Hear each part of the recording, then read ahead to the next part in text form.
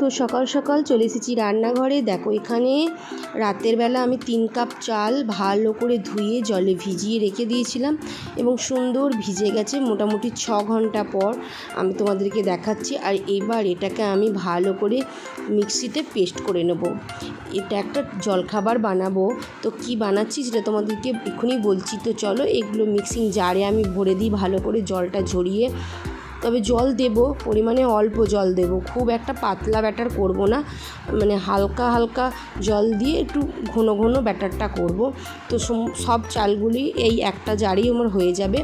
তো দেখো অল্প একটু জল দিলাম, বেশি জল দিলে তো খুব পাতলা হয়ে যাবে, তার জন্য তো জলটা দিয়ে এবার ঢাকনাটা এঁটে দিয়ে ভালো করে আমি পেস্ট করে নিই। আর তার সাথে কিছু সবজি কেটে নিয়েছি। দেখো এখানে গাজর কুচিয়ে নিয়েছি, ক্যাপসিকাম ঝিরিঝিরি করে কুচিয়ে নিয়েছি, তার সাথে দেখো পেঁয়াজ কুচিয়ে নিয়েছি, ধনেপাতা কুচিয়ে নিয়েছি, এখানে লঙ্কা কুচি নিয়ে নিয়েছি, এখানে আদাটা গ্রেট করে নিয়ে নিয়েছি, টমেটো কুচি করে নিয়েছি। আর সাথে এখানে চাটনির জন্য কিছু রসুন, টমেটো আর পেঁয়াজ কেটে নিয়েছি। রসুনগুলোকে গোটাই রেখেছি আর বাদ বাকি এগুলো ব্যাটারে দেব। তো এই ব্যাটারটা এবার বাটির মধ্যে আমি ঢেলে দেব, ঢেলে দিয়ে তার সাথে সবজিগুলো অ্যাড করব। তো কি বানাচ্ছি সেটা এখনও পর্যন্ত তোমাদেরকে বলছি না, চলো দেখতে থাকো। আর এখানে দেখো নুন নিয়ে নিয়েছি, বেকিং সোডা নিয়েছি আর বেকিং পাউডার নিয়ে নিয়েছি। তো আর এখানে সাথে আছে টক দই আর পরিমাণ মতন চিনি। একটু একটু মিষ্টি দিলে ভালো লাগে, তার জন্যই অল্প একটু মিষ্টি নিয়েছি। তো এইগুলো আমি ভালো করে একটুখানি চালনি দিয়ে চেলে দেবো, কারণ এই যে ডেলা ডেলা ভাবগুলো হয়ে আছে তার কারণেই। তো চেলে ভালো করে আমি ব্যাটারটার সাথে মানে চালের যে বাটনাটার সাথে ভালো করে মিশিয়ে নেব। সাথে টক দইটা দিয়ে দেবো আর চিনিটাও দিয়ে দেবো। দেখো দিয়ে দিলাম, দিয়ে এইবার সমস্ত সবজিগুলো এক এক করে আমি এর মধ্যে দিয়ে দেব। আর নুন আর মিষ্টিটা যে যার স্বাদ মতন দিয়ে একটু দিলেই হবে। আর ঝালটা পরিমাণ মতন দেবে, খুব বেশি ঝাল দিলেও তো খেতে ভালো লাগবে না, তার জন্য। তো একে একে সব সবজিগুলো দিয়ে দিচ্ছি, ছোট ছোট করে কেটে কুচিয়ে রেখেছিলাম।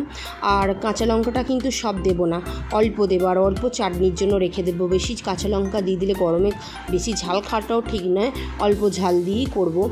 তো সব সবজিগুলো এর মধ্যে দিয়ে দিলাম। তো দেখো কি সুন্দর দেখতে লাগছে না, বেশ লাল, অরেঞ্জ, সবুজ, সাদা, দেখতে খুব সুন্দর লাগছে। আর এই খাবারটা সত্যি খুব পুষ্টিকর এবং খুব টেস্টি হয়। তো তোমরা নিশ্চয়ই ব্যাটারটা মাখা দেখে বুঝে গেছো যেটা কি হতে চলেছে। হ্যাঁ, এটা হচ্ছে উত্তাপাম তো বানাবো। তো দেখো এখানে গ্যাসের মধ্যে প্যান বসিয়ে দিয়েছি, সাদা তেল নিয়ে নিয়েছি অল্প, যদিও অতটা লাগবে না, তবে পরিমাণ মতোই নেব। প্যানে প্রথমে একটুখানি সাদা তেল ব্রাশ করে নিচ্ছি, আর প্যানটা একটু ভালো করে গরম করে নিচ্ছি, নিয়ে এক হাতা করে দেব। আর বেশ উল্টে পাল্টে সেঁকে ভেজে নেবো, ব্যাস তাহলেই হয়ে যাবে। তো দেখো এক হাতা করে দিলাম, দিয়ে ভালো করে একটুখানি চাড়িয়ে দিচ্ছি, দিয়ে কমিয়ে রেখে দেবো গ্যাসটা। কমিয়ে করলে জিনিসটা ভালো করে সিদ্ধও হয়ে যাবে, সেঁকাটাও হয়ে যাবে এবং এপিটোপিট ভাজাও হয়ে যাবে। তো এটা দিয়ে মোটামুটি 5-7 মিনিট কি 10 মিনিট সময় লাগছে এক একটা হতে। তো তার মাঝেই হয়ে যাচ্ছে।